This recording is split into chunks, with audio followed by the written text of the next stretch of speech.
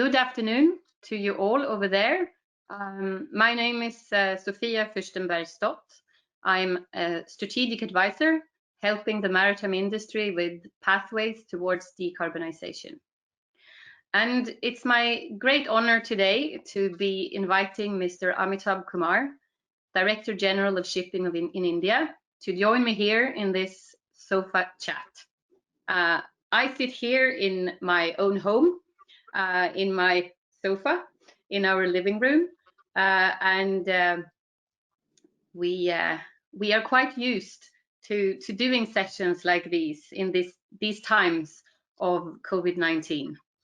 However, Mr. Kumar has kindly accepted the invitation to sit with me here in the hot seats for 30 minutes to answer to some of the questions I have on the opportunities that lies in decarbonization.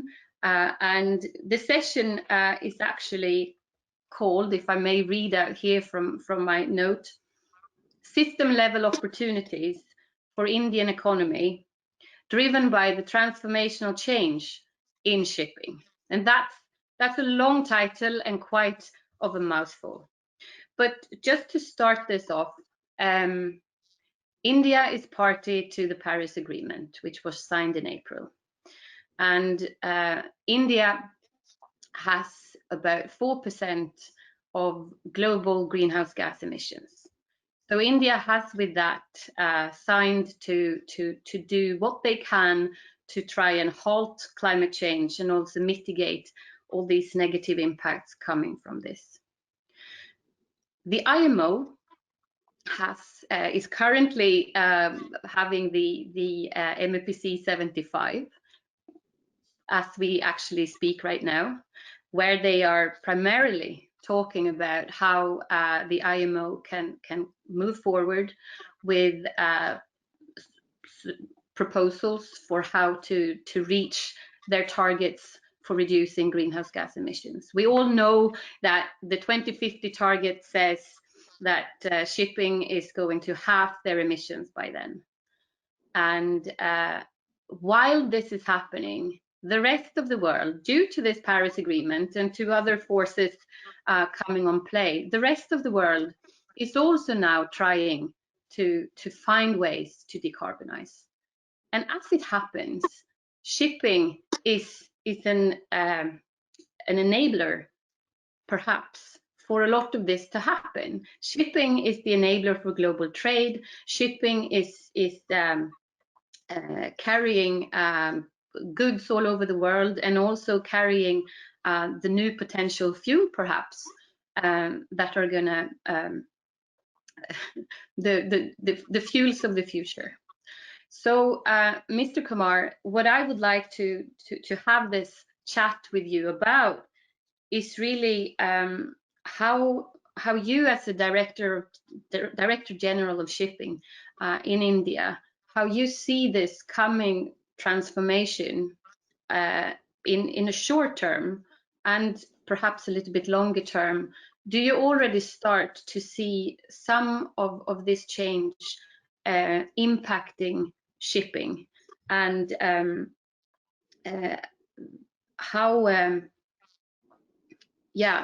what are your immediate thoughts on that from an Indian perspective? See, as you know, only very recently we moved to a new sulfur regime in maritime sector, when we moved away from 3.5% sulfur fuel to 0.5% sulfur fuel, and a whole lot of logistics change had to be revamped to bring about this change. But thankfully, the shipping industry and the petroleum industry were, up to the task, and we finally managed to achieve this transformation without any major glitch. IMO's GHG policy, as you said, is to reduce carbon intensity by around 40% by 2030. and 70% by 2050 from the base year of 2008 levels. Exactly. At the same time, we know that the volume of goods being produced and transported using sea route has been increasing almost every year since 1995. This year being the only exception because of COVID-19. Some calculation has been done by the University Maritime Advisory Services, which now estimates that given the targets that IMO has set and the growth in transportation services, every ship will now have to reduce their carbon intensity by around 85% if IMO has to achieve its target. Right now, the world is talking in terms of tinkering with carbon intensity through various measures that can be taken by the shipping industry itself. And most of the solutions that we are seeing these days is on operational efficiency, on technical efficiency of vessels. There are now discussions going on for alternative fuels, for mix of alternative fuels with the traditional fuel, and of course investment in new vessels. I think these are the only ways that we can achieve this target of reducing carbon intensity in the shipping sector. IMO's measure in the short term has been, as you know, to achieve, to prepare an energy efficiency design index, EEDI, they call it, and ship energy efficiency management plan. These are the short-term goals that the IMO has. And in medium term, they expect to have use of low or zero carbon fuel, along with operational efficiency. And in the long term, they expect to have an alternative fuel altogether, which replaces this carbon-based fuel sources. In India, we are very mindful of the requirements that we have, both in terms of Paris Agreement and in terms of IMO goals, policies. So far as EEDI is concerned, IMO had asked all the data in respect of all the foreign-going vessels. We had on our own decided that we will start maintaining data not only of foreign-going vessels, but of our coastal vessels also. So in India, the data in respect of energy efficiency design index is being maintained for all Indian vessels. We also have put a policy in place to start replacing our older vessels, especially the port crafts and coastal vessels. And they would be replaced with newly designed vessels built for port usage. We hope that this transformation, this transition from old vessel to new vessel itself will bring in a lot of efficiency in terms of carbon intensity per vessel. And are these new coastal vessels to any extent going to be electrified, for instance? Right now, we are looking at more energy efficient engines. So if we say reduce the average age of our vessel from 20 years to 4 years or 5 years, then the engine itself will be much more efficient. Do you know how much? I can't give you the calculation, but I expect that we would be saving around 20 to 25% of the carbon intensity by bringing in this transformation itself.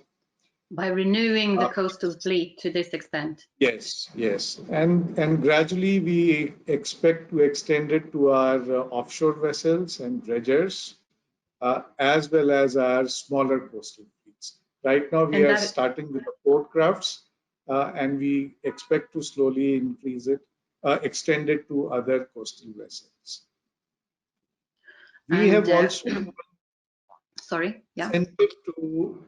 we have also given an incentive to the vessels, to the newer vessels being built in India, because the design for these vessels will be prepared by IX class in association with the port users and the small fleet owners. And we have decided that we will give the cabotage benefit to these vessels, the first right of refusal, what we call, as an incentive to start moving towards these vessels. And that again, I think would result in a major shift so far as our carbon emission is concerned. So this fleet, will this fleet renewal, do I understand you correctly that a lot of these ships are intended to be built in India as well? So it will create a lot of new jobs. Yes, yes. It is the designing of the vessels, the construction of vessels, usage of the vessel and manning of the vessels would be in India. So it would ultimately result in rejuvenating the entire maritime ecosystem of India by giving them this cabotage benefits. And that is a main tool that we want to use to promote both shipbuilding and ship efficiency in our coastal waters. We have also planned certain disincentives in terms of increased taxation for old vessels to be bought and brought to India. Between these two policies, we expect that the fleet will change itself. The composition of the fleet will change.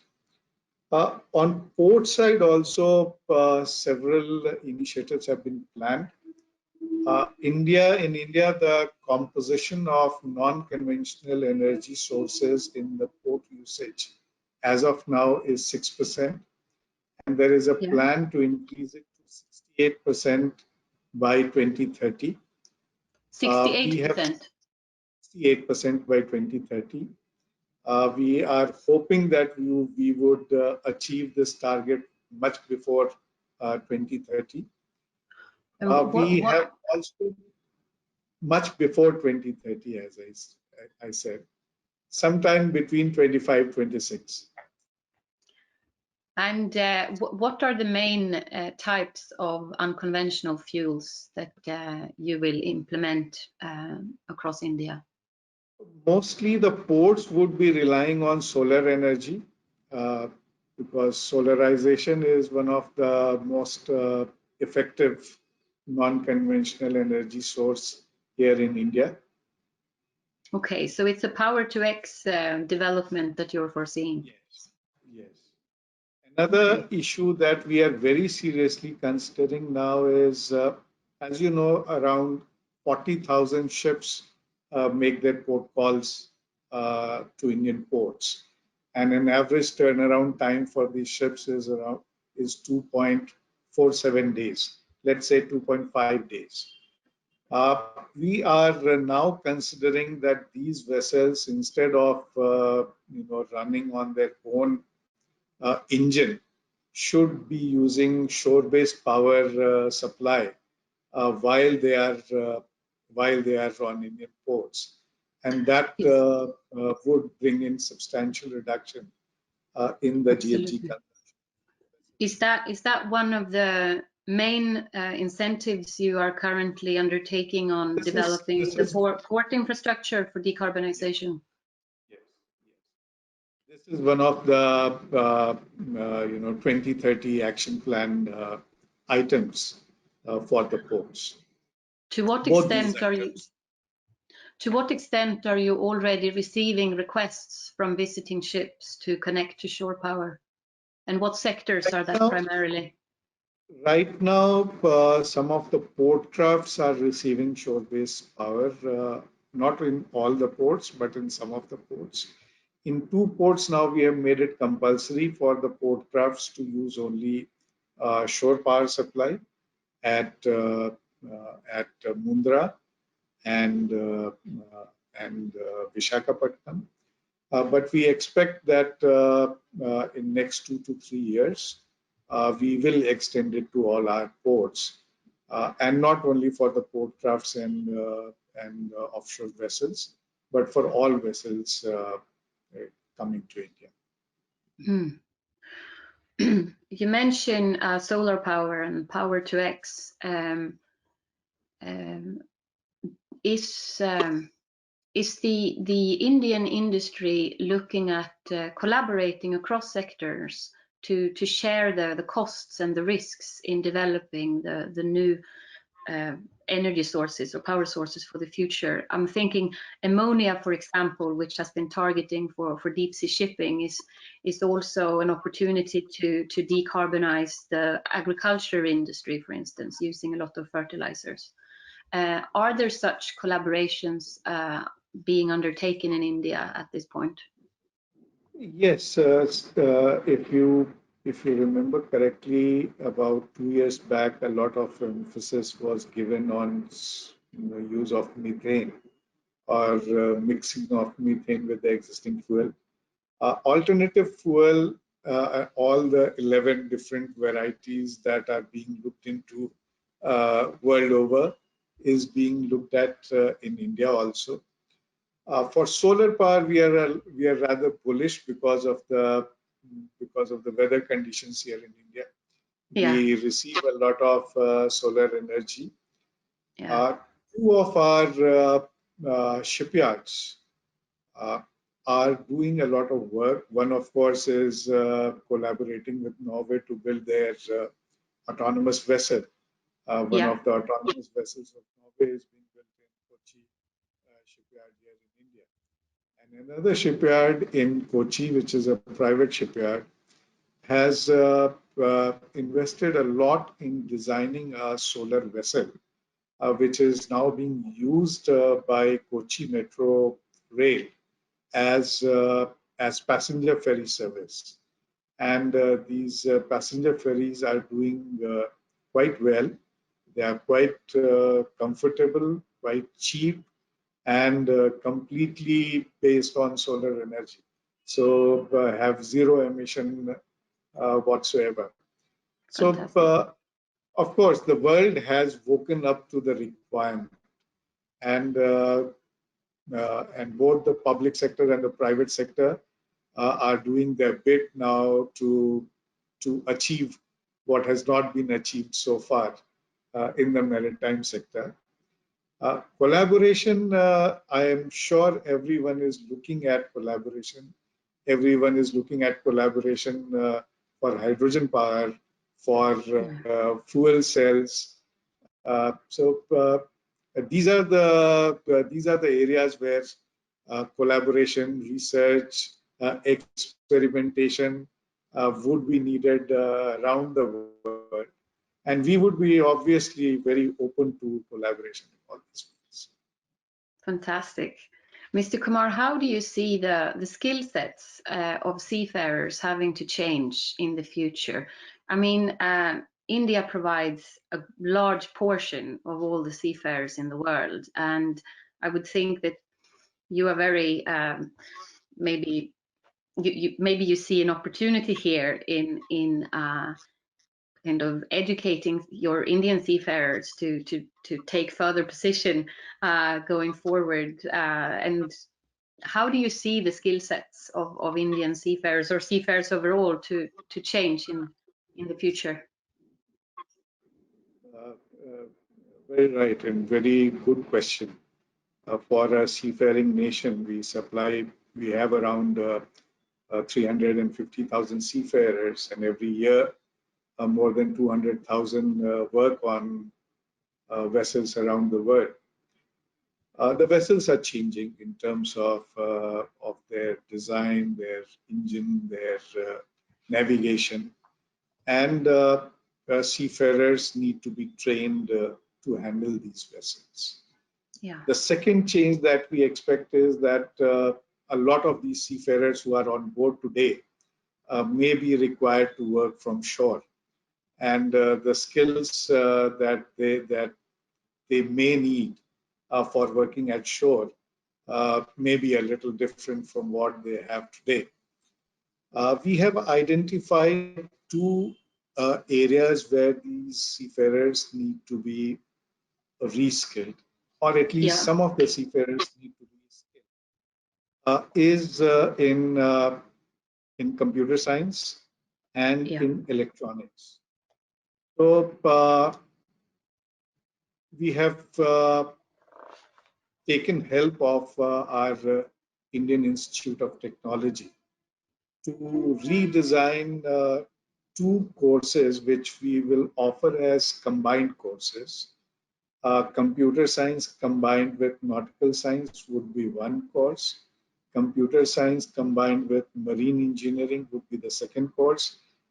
Computer science combined with naval architecture would be the third course.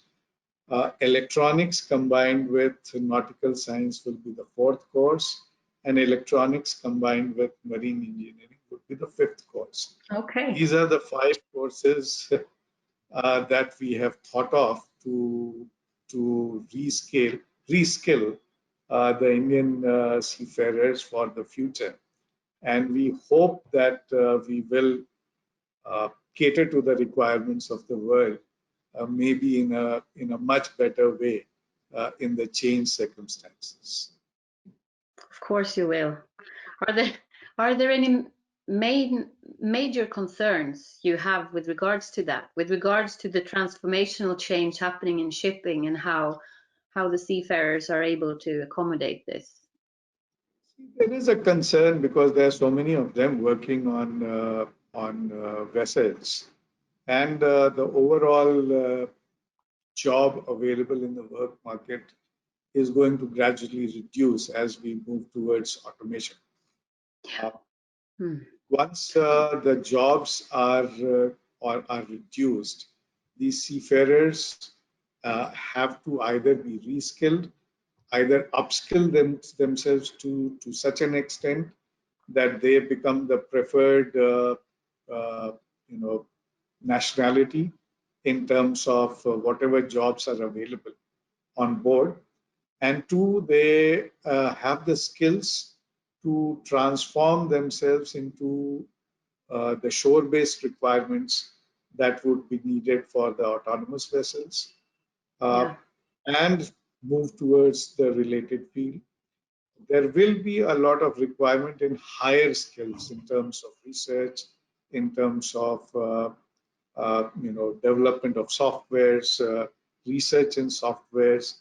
These are the areas where these people with a little bit of knowledge of shipping and a lot of knowledge and a lot of technical skills, they would be the preferred one to move towards the new jobs that will be created in Yeah. autonomous environment. I would personally think that in the digitalization and wider automation of the industry, I would think that the human factor can never be kind of down prioritized, and that the skills that all the seafarers have will be essential in order to develop these autonomous solutions. And so I would hope that there will be such pathways available for these very skilled men and women going forward as well. Autonomous vessels, we don't expect any major change in demand for seafarers in the short and medium term. For next 15 to 20 years, we don't see much change happening. But when we are talking of the future, we should keep a very long-term vision also in mind. So that not only in terms of job, even in terms of contribution, to the maritime industry. We feel that we need to upskill at least some of the seafarers so that they start contributing in multiple ways. Yes, yes. I don't know how much more time we have here during our session. I am a poor timekeeper, but before we end our sofa chat here, I know that some of the viewers are looking forward to hear something also on a maritime vision for 2030. And would you like to say just a few key takeaways or some key targets that the Indian Maritime Vision for 2030 is trying to accomplish? Maritime Vision 2030 is going to be a very ambitious document. It will be unveiled sometime in future. Right now, the discussions are only going on. So we cannot give a very definitive answer as to what our vision for 2030 is going to be. But Okay. broadly, the vision would be into three parts. First part would be for the ports.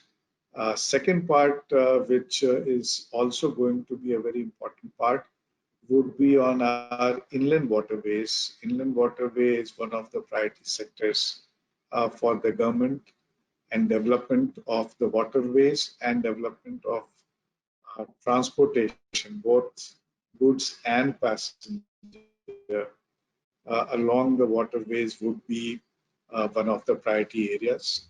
When we talk of developing in inland waterways, obviously the concerns in respect of pollution, both GHG, SOx, NOx, everything would be higher in inland waterways than in open sea. Okay. That is an area. That is an area where you'll see a lot of concentration in the vision document. In terms of shipping, obviously the modernization of fleet, increase in Indian tonnage, making ship ownership a little easy for Indian owners, participation of foreign nationals in ownership of Indian vessels.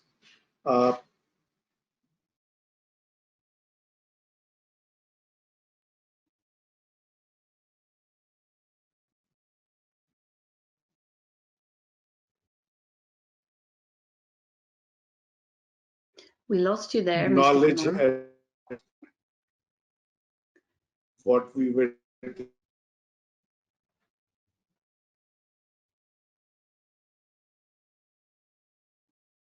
introducing new subject, collaboration with foreign universities, class, bring the maritime sector close to all other related sectors. In terms of India, I must tell you, IITs are one of the pioneers in terms of engineering. But we don't have much collaboration between IIT and our own universities. Or the research being done by IIT is not being used by maritime sector. The research being done by Institute of Oceanography or Earth Sciences or even the satellite based study centers are not being properly utilized by the maritime sector. So the idea is to bring all of them together and on one platform so that they know what are the requirements of the maritime sector, and they share their research with us and we share ours with them. And similarly, we extend this this to all the foreign uh, universities and institutes, so that there is an exchange of ideas and collaboration in terms of studies and research and development of capabilities. Thank you. I think our time is up. And it's been a real pleasure meeting you here, Mr. Amitabh Kumar. And I hope that I will be given an opportunity one day to also meet you in person. You have told me a lot of things that have spurred more thoughts and more questions. So it's been truly great to meet you like this. Thanks a lot for having me here. And of course, we should meet sometime once, people are allowed to travel and move around freely. Yeah, yeah. So I would like to also then say to all of you listeners at the Maritime SheEO, thank you for listening, and hope that we will also get the opportunity to answer to some of your questions in one way or the other. So thank you from Copenhagen.